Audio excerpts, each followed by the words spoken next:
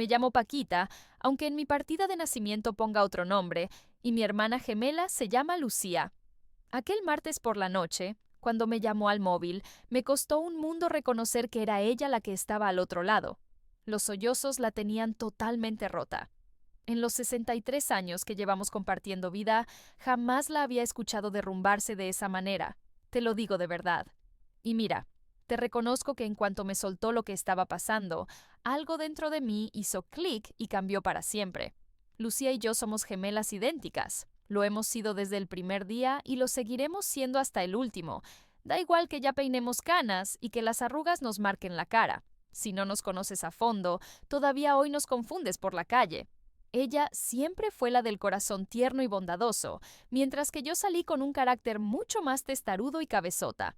Mi madre solía bromear diciendo que Dios repartió una sola alma entre las dos, pero que se le olvidó mezclarla bien antes de entregárnosla. Aquella llamada lo trastocó todo. Paquita, susurró Lucía con la voz completamente quebrada.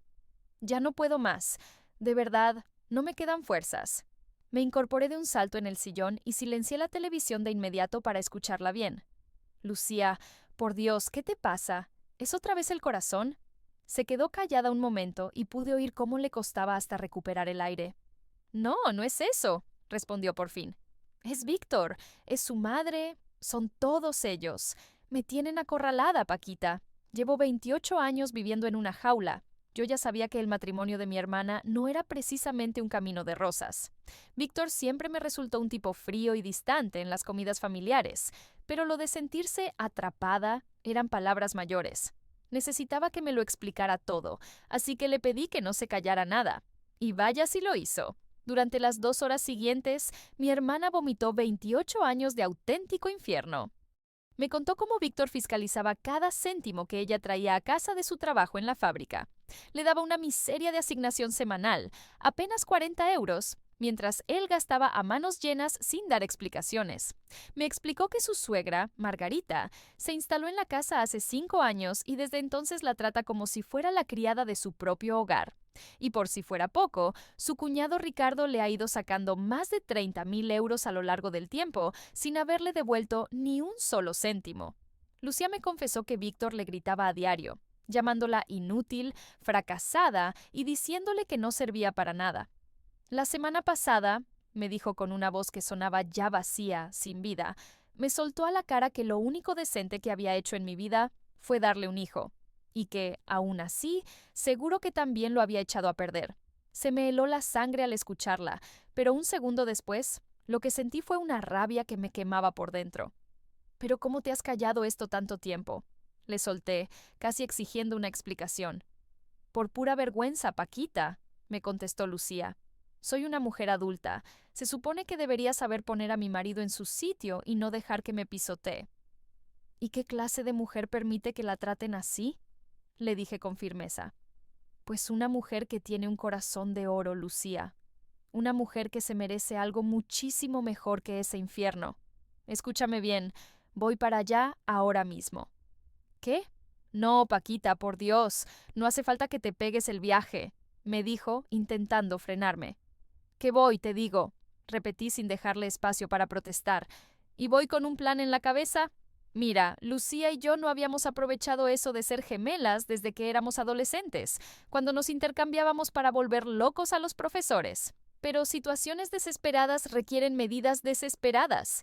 Si mi hermana estaba demasiado hundida y anulada como para defenderse, ya me encargaría yo de dar la batalla por ella. Me convertiría en Lucía.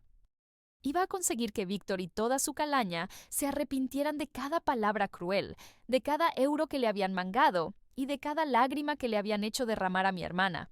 3 días después, me planté en su ciudad. Cuando Lucía me recogió en la estación de autobuses, se me partió el alma nada más verla. Había perdido muchísimo peso, caminaba encorvada, con los hombros hundidos, como si estuviera esperando que alguien le fuera a dar un golpe en cualquier momento. Sus ojos, que siempre habían sido alegres, ya no tenían brillo. Aquella no era la hermana con la que yo me había criado. Era una mujer a la que habían ido destruyendo poco a poco, con saña. Paquita, me dijo mientras me daba un abrazo sin apenas fuerza. ¿De verdad has venido? Pues claro que he venido, tonta. Venga, Vamos a un sitio tranquilo donde podamos hablar sin que nadie nos moleste. Nos fuimos a una cafetería a las afueras, un sitio donde nadie nos conociera. Entre café y unas pastas, le solté todo el plan.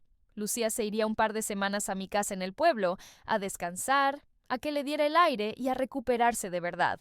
Mientras tanto, yo ocuparía su lugar en su propia casa. A Lucía se le abrieron los ojos de par en par, muerta de miedo. Paquita, eso es una locura. Víctor se va a dar cuenta enseguida. Lo sabrá. ¿Tú crees? Le pregunté. ¿Cuándo fue la última vez que ese hombre se paró a mirarte de verdad?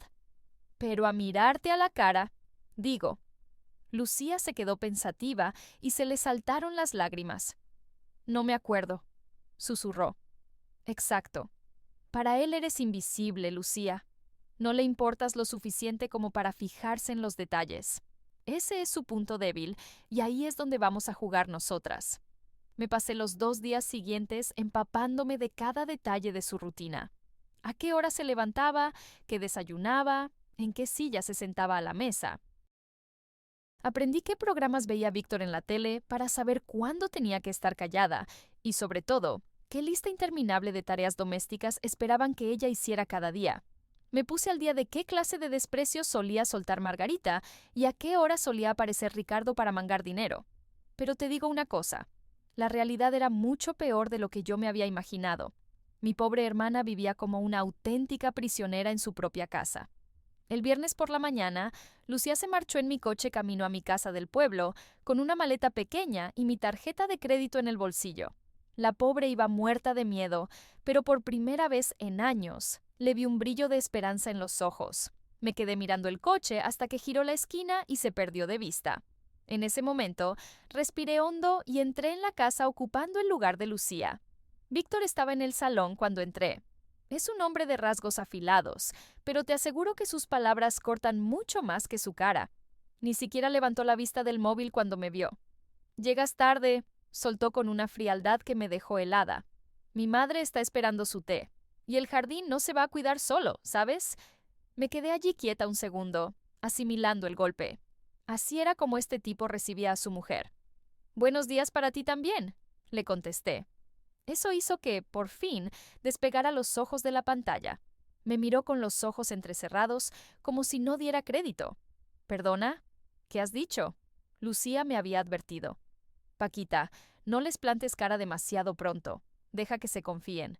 Primero observa y entiende dónde estás metida antes de lanzarte al cuello». Tenía razón. Necesitaba ver con mis propios ojos hasta qué punto llegaba el abuso antes de mover ficha. «Nada, nada», mascullé, arrastrando un poco los pies hacia la cocina. Ahora mismo le preparo el té. Margarita estaba sentada a la mesa de la cocina como una reina, esperando a que le sirvieran los criados. La vieja tiene 81 años, pero es más mala que una quijotada. En cuanto me vio entrar, soltó un bufido de desprecio. «Ya era hora. Llevo aquí sentada 15 minutos de reloj. ¿Qué clase de mujer hace esperar así a una anciana?» Me mordí la lengua con tanta fuerza que casi me sale sangre. «Lo siento, Margarita». Con un «lo siento» no se me calienta el té, ¿verdad?, dijo agitando la mano como si espantara a una mosca. «Hazlo bien esta vez, que ayer estaba aguado y no sabía a nada». Le hice el té. Limpié el jardín. Desatascamos los desagües y arreglé un grifo que goteaba. Hice todo lo que Lucía hacía normalmente, y todo el tiempo estuve aguantando críticas, desprecios y ninguneos. Para cuando llegó la hora de la cena, entendí perfectamente por qué mi hermana se había roto.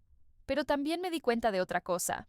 Víctor y Margarita se sentían tan cómodos en su crueldad que ni se imaginaban lo que se les venía encima. Estaban tan acostumbrados a machacar a Lucía que no veían lo vulnerables que eran. Esa primera semana fue puro reconocimiento. Estudié las rutinas de Víctor, sus puntos flacos y sus secretos. Y mira tú por dónde. Descubrí que el muy sinvergüenza tenía una tarjeta de crédito escondida de la que mi hermana no sabía absolutamente nada. Descubrí que el muy caradura de Víctor llevaba años desviando dinero a una cuenta privada. Unos ahorros que, por ley y por decencia, también le pertenecían a Lucía. También me di cuenta de que Margarita se quejaba por vicio, pero que en el fondo se moría de miedo solo de pensar en que la mandáramos a una residencia. Y para rematar, me enteré de que Ricardo iba a dejarse caer por allí el sábado para pedir otro préstamo. Perfecto. El sábado por la mañana yo ya estaba en guardia. Ricardo apareció sobre las 10, todo sonrisas y palmaditas en la espalda. Es un tipo corpulento, de los que están acostumbrados a avasallar a los demás solo con el físico. Tenía esa mirada de voy a conseguir lo que quiera porque tú no tienes agallas para decirme que no. ¡Ese Víctor!, soltó dándome un golpe en el hombro. ¿Cómo va mi cuñado favorito? Soy tu único cuñado, Ricardo, le solté seca. Él se rió, restándole importancia. Pues eso mismo, el favorito. Bajó el tono de voz y se acercó más de la cuenta. Oye, que necesito un favorcillo. Me ha salido una oportunidad de negocio de las que no se pueden dejar escapar, pero me pillas un poco corto de liquidez. Solo serían 5.000 eurillos. Te los devuelvo el mes que viene sin falta. Le sonreí de medio lado. Claro, Ricardo, faltaría más. Se le arquearon las cejas de golpe. Estaba claro que no se esperaba que fuera tan sumamente fácil convencer a la suave de su cuñada. ¿En serio? ¡Qué grande eres! Sabía que no me fallarías. Por supuesto, continué, manteniendo la sonrisa. Justo después de que me devuelvas los 32.000 euros que ya me debes de antes. Se quedó blanco, como si le hubiera dado un síncope. ¿Qué? Lo que has oído. Saqué un papel que llevaba en el bolsillo. Lucía siempre había sido muy minuciosa y lo tenía todo apuntado. Cada préstamo, cada promesa vacía y cada embuste. Septiembre de 2019, 3.000 euros para el arreglo de tu furgoneta. Febrero de 2020, 5.000 para tapar tus deudas de juego.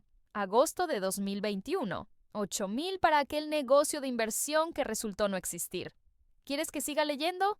Pero bueno, Víctor, vamos, hombre, que somos familia. Ya sabes que yo siempre respondo. La familia paga lo que debe, Ricardo. Me acerqué un paso más, invadiendo su espacio, y por primera vez vi que el miedo asomaba en sus ojos. Quiero hasta el último céntimo de vuelta. Tienes 30 días. ¿O si no qué? Intentó sacar pecho, tratando de intimidarme como hacía siempre con mi hermana. Pero yo ni pestañeé. O si no, le cuento a tu mujer lo de Denise. Ricardo se quedó pálido, como un papel. Lucía me había mencionado a esa mujer una vez, alguien con quien Ricardo se veía a espaldas de su esposa. Mi hermana se había callado el secreto por pura bondad, por no romper una familia. Pero yo no soy tan buena persona como ella. No te atreverías, susurró con un hilo de voz. Ponme a prueba. Abrí la puerta de par en par. 30 días. Y ahora, lárgate de mi casa. Ricardo salió tropezando por la puerta como si acabara de ver a un muerto. Cerré el portón con calma y me permití una sonrisita de satisfacción. Uno menos. Ahora a por los otros. Víctor y Margarita lo habían presenciado todo desde el salón, mudos de la impresión. Lucía, dijo Víctor lentamente, como si le costara encontrar las palabras. ¿Pero qué mosca te ha picado? Me giré para encararlo sin dudar ni un segundo. ¿A qué te refieres exactamente? Es mi hermano. No puedes hablarle de esa forma tan maleducada. Me recriminó con su tono de superioridad habitual. Ah, ¿que no puedo? Pues ya has visto que sí, y lo he hecho. Pasé por su lado de camino a la cocina mientras soltaba la bomba. Estoy hasta las narices de ser su cajero automático personal. Si tantas ganas tienes de regalarle el dinero, dale del tuyo. Él me siguió, con los pasos resonando fuertes sobre el parqué, señal de que estaba perdiendo los estribos. ¿Mi dinero? Es nuestro dinero, Lucía. No digas tonterías. ¿Ah, sí? ¿Es nuestro? Me di la vuelta tan rápido que casi se choca conmigo. Entonces, ¿por qué no tengo yo la clave de esa cuenta de ahorros que abriste en 2017? Sí, esa que tiene guardados 42.000 euros. Se quedó con la boca abierta, desencajado. Por un instante, esa máscara de tipo duro se le resbaló y pude ver el miedo real en sus ojos. No sé de qué demonios me estás hablando, balbuceó.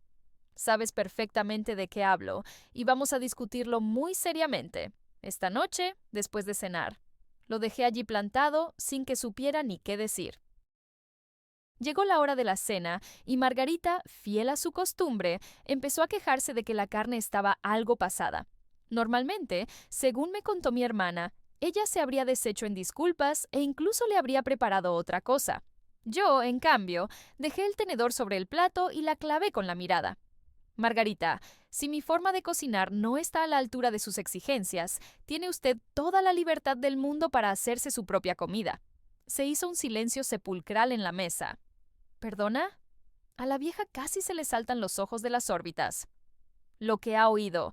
Lleva 5 años viviendo en esta casa sin pagar ni un céntimo de alquiler. No cocina, no limpia y no aporta absolutamente nada. Lo mínimo que podría hacer es comerse lo que le ponen delante sin protestar tanto. ¡Víctor!, gritó Margarita buscando el apoyo de su hijo. ¿Vas a permitir que me hable así en mi propia casa? Víctor seguía todavía bastante tocado por nuestra conversación de la tarde y no sabía por dónde salir. Mamá, a lo mejor deberías... ¿A lo mejor debería qué? Saltó ella. No voy a dejar que me falten al respeto en mi hogar. Es que este no es su hogar. Le solté con una calma que asustaba. Es el mío. Yo soy la que paga la hipoteca, la que paga las facturas, la que arregla lo que se rompe y la que mantiene este jardín. Aquí soy yo la que se desvive mientras tú te pasas el día sentada criticándolo todo. Seguí diciendo, sin dejar que Margarita me interrumpiera. Así que ya lo sabes. Si no te gusta el trato, tienes toda la libertad del mundo para buscarte otro sitio donde vivir. A la mujer se le puso la cara de color púrpura. Parecía que le fuera a dar algo. Ahora mismo llamo a Ricardo, amenazó, buscando su último recurso. Pues llama, llama. Aunque Ricardo tiene ahora mismo sus propios líos de los que ocuparse, y no creo que esté para muchas ayudas. Hizo ademán de soltarme alguna de sus frescuras, pero algo en mi mirada la frenó en seco. Por primera vez desde que llegué, la vi nerviosa de verdad. Se levantó de la mesa y se retiró a su cuarto sin decir ni una palabra más. Poco a poco, pieza a pieza, estaba recuperando el control de esa casa. Los días siguientes fueron de una tensión que se podía cortar con un cuchillo. Víctor me vigilaba como un halcón, intentando descifrar qué demonios había cambiado en Lucía. Margarita, por su parte, se quedaba encerrada en su habitación casi todo el tiempo y solo salía para comer, haciéndolo en un silencio absoluto. El equilibrio de poder se había roto y ellos lo notaban en el aire, pero yo no había terminado todavía. El martes llegó a casa Tomás, el hijo de mi hermana, que venía de la universidad para pasar unos días. Tiene 24 años y es un buen chico, un santo que no sé ni cómo ha sobrevivido criándose con un padre como Víctor. Al verlo, me di cuenta de que tenía el mismo aire de cansancio que mi hermana. «Hola, mamá», me dijo dándome un abrazo. «Te veo distinta». «¿Distinta cómo, hijo?» Se quedó mirándome fijamente, estudiando cada rasgo. «No lo sé. Pareces más alta. ¿Te has apuntado al gimnasio o algo así?» Sonreí para mis adentros. Tomás era observador. El chico prometía. «Algo por el estilo, cariño». Esa noche nos sentamos los dos en el porche después de cenar. Estuvo callado un buen rato, mirando a la nada, hasta que soltó algo que me partió el alma. «Mamá, siento mucho no haber venido más seguido. Sé que papá es muy duro contigo y, la verdad, no sabía cómo ayudarte». Le puse la mano en el hombro con firmeza, pero con todo el cariño que mi hermana le habría dado. «Tomás, necesito que me escuches bien. Lo que pasa en esta casa, la forma en que tu padre me trata, eso no es normal y, desde luego, no está bien. ¿Lo entiendes?» Se le llenaron los ojos de lágrimas al momento. «Lo sé, lo he sabido siempre. Solo pensaba que si yo era lo bastante bueno, si hacía todo perfecto, tal vez él sería feliz. Tal vez dejaría de ser tan cruel con todos». «Hijo, las cosas no funcionan así», le dije con suavidad. «La felicidad de los demás no es tu responsabilidad, y menos cuando se alimentan de amargar a los que tienen al lado. Mira, hijo, no puedes arreglar a alguien que no tiene la más mínima intención de cambiar, y tú no tienes la culpa de cómo se porta tu padre. ¿Me estás oyendo bien?» Él asintió con la cabeza mientras se secaba las lágrimas. «¿Y qué piensas hacer ahora, mamá?» «Voy a cambiar las cosas, Tomás», le aseguré. «Cambios de los grandes. Y quiero que tengas muy claro que, pase lo que pase, te quiero con toda mi alma. Tu madre te adora por encima de cualquier cosa en este mundo». Me miró un poco extrañado por un segundo, supongo que por cómo me refería a su madre en tercera persona. pero enseguida se lanzó a mis brazos y me dio un abrazo de esos que te dejan sin aliento. Yo también te quiero, mamá, me susurró. Al estrecharlo contra mí, me sentí como una impostora y una heroína al mismo tiempo. Lucía debería haber sido la que viviera este momento, pero mi pobre hermana nunca tuvo la fuerza necesaria para tener esta conversación. Así que aquí estaba yo, dándole la cara a la vida por ella. El gran enfrentamiento final llegó el viernes por la noche. Me había pasado días preparándolo todo a conciencia. Reuní las pruebas de las cuentas que Víctor tenía escondidas, documenté años de abuso financiero, imprimí los extractos de los préstamos que Ricardo nunca devolvió y hasta encontré correos electrónicos donde Víctor y su madre planeaban cómo mantener a Lucía bajo su bota. Nos sentamos en el salón los tres, Víctor, Margarita y yo. Tomás ya se había vuelto a la universidad, y casi mejor así, porque no hacía falta que viera lo que estaba a punto de ocurrir. Tenemos que hablar, solté con voz firme. Víctor se cruzó de brazos con ese aire de superioridad que tanto le gusta. Muy bien, habla lo que quieras. Entonces puse todas las cartas sobre la mesa de centro. Extractos bancarios, movimientos de tarjetas, los correos, todo. Durante 28 años me habéis tenido asfixiada económicamente. Me quitabais mi sueldo y me dabais una paga miserable como si fuera una niña pequeña. Me habéis ocultado dinero a mis espaldas. Has dejado que tu madre viva aquí, a cuerpo de rey, mientras a mí me tratabais como a la criada.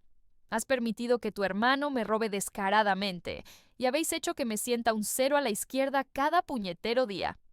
La cara de Víctor se puso dura como el granito. No digas ridiculeces. Todo lo que he hecho ha sido por el bien de esta familia. No, le dije negando con la cabeza. Todo lo que has hecho ha sido por tu propio beneficio. Y se acabó. Aquí y ahora. ¿Y se puede saber qué estás intentando decir con eso? Estoy diciendo que quiero el divorcio. La palabra se quedó flotando en el salón como una bomba a punto de estallar. A Margarita se le escapó un grito de asombro y la compostura de Víctor saltó por los aires de golpe. Tú no puedes divorciarte de mí, soltó Víctor subiendo el tono de voz. No tienes agallas, no has tenido valor para nada en toda tu puñetera vida. Pues ahora lo tengo. Me puse en pie, mirándolo desde arriba. Ya he hablado con una abogada y lo tengo todo documentado. Las cuentas que escondías, el abuso financiero, cada detalle. Me voy a quedar con la mitad de todo. Y eso incluye hasta el último céntimo que has estado ocultando como un cobarde. Víctor saltó del sofá como impulsado por un resorte. No vas a oler ni un euro. Me encargaré yo mismo. Le contaré a todo el mundo lo patética e inútil que eres. Adelante, cuéntalo, le dije sosteniéndole la mirada sin pestañear. Ya no te tengo miedo, Víctor. Se acabó. En ese preciso instante, el ambiente cambió por completo. Víctor se dio cuenta de que había perdido su poder. La mujer a la que había tenido amordazada durante casi 30 años, por fin le estaba plantando cara, y él simplemente no sabía qué hacer. Se quedó desarmado. Margarita intentó meter baza con su voz de mosquita muerta. Vamos, Lucía, por favor, seamos razonables. Víctor te quiere. Todos te queremos. Podemos arreglar esto hablando como personas civilizadas. Tú no me quieres, Margarita. Nunca me has querido. Para ti solo he sido una cuenta corriente con patas y una criada a tu servicio. Para los dos. Recogí mis papeles con calma.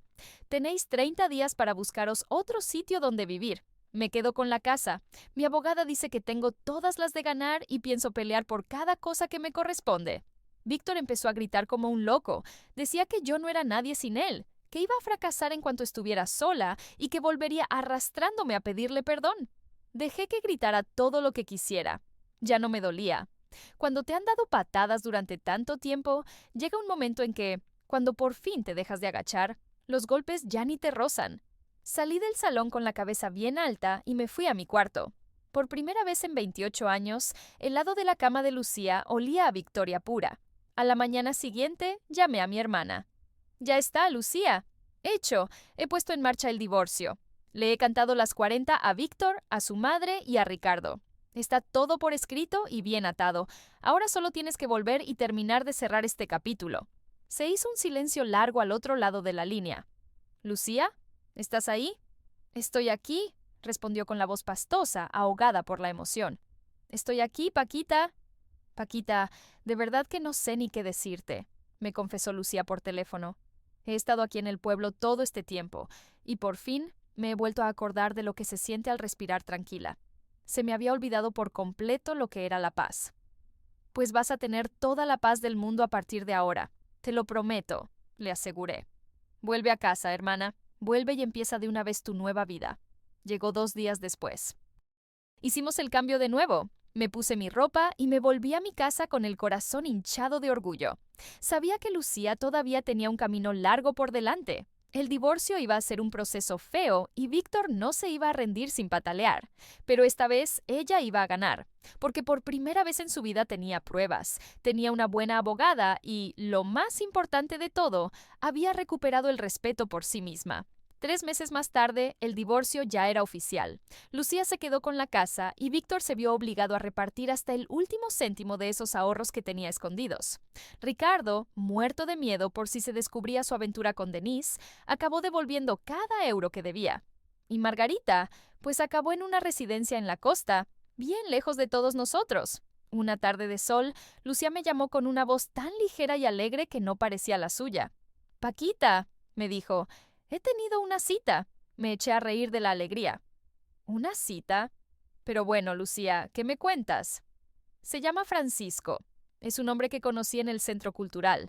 Es viudo y Paquita, de verdad que me escucha cuando hablo. Se ríe con mis ocurrencias y dice que le parezco una mujer interesantísima. «Es que eres una mujer interesante», le dije con total sinceridad. «Siempre lo has sido. Lo que pasa es que se te olvidó porque tenías a alguien al lado que no paraba de decirte lo contrario». «Ahora lo sé». Hizo una pausa y su voz se volvió más dulce. «Paquita, nunca podré agradecerte lo suficiente lo que hiciste por mí. Me salvaste la vida». «Para eso estamos las hermanas», le contesté. «Y más si somos gemelas». Unas semanas después me llamó mi sobrino, Tomás. El chico es listo y acabó atando cabos. Supongo que al repasar las fechas y notar aquellas diferencias en el comportamiento de su madre durante esas 2 semanas, se dio cuenta de todo. No lo dijo directamente, pero lo sabía. «Tía Paquita», me dijo, «gracias por lo que sea que hicieras. Mi madre es otra persona totalmente distinta». Ahora sonríe, se ríe, por fin está viviendo de verdad. «Tu madre siempre fue capaz de ser esa persona, Tomás», le respondí. Solo necesitaba que alguien se lo recordara. «Bueno, pues quien quiera que se lo recordara, es una heroína».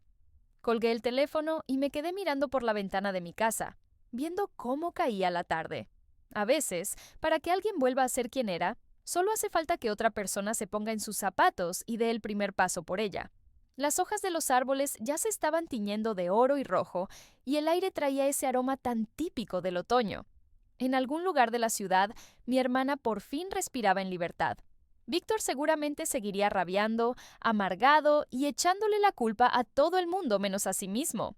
Pero eso ya no era problema de Lucía. Hay gente que me pregunta si lo que hice estuvo bien, que si fue un engaño, que si fue justo, o si es ético hacerse pasar por otra persona. Sinceramente, no pierdo ni un minuto de sueño con esas preguntas, porque yo solo sé una cosa. Mi hermana sufrió durante 28 años. 28 años escuchando que no valía nada, viendo cómo le robaban su dinero, cómo le pisoteaban la dignidad y cómo le machacaban el espíritu.